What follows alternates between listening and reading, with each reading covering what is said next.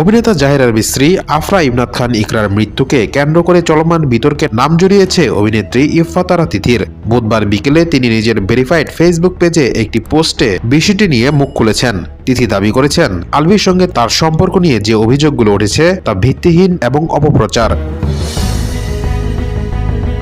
তিনি জানান, ইকরার সঙ্গে তার সম্পর্ক ছিল বন্ধুত্বপূর্ণ, নিয়মিত ও স্বাভাবিক কথোপকথনের। পোস্টে তিথি 40টিরও বেশি ব্যক্তিগত জেটের স্ক্রিনশট প্রকাশ করেছেন। তিনি লিখেছেন, কারো সংসার ভাঙার ইচ্ছা আমার ছিল না। ইকরা নিজেই আমেরিকায় যাওয়ার কথা ভেবেছিল।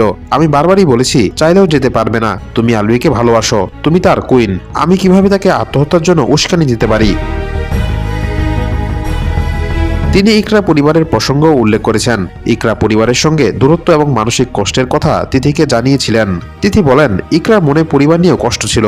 2018 সালে আলাদা হওয়ার পর সে বাবাকে বিদেশে পাঠানোর অনুরোধ করেছিল, কিন্তু সমর্থন পায়নি।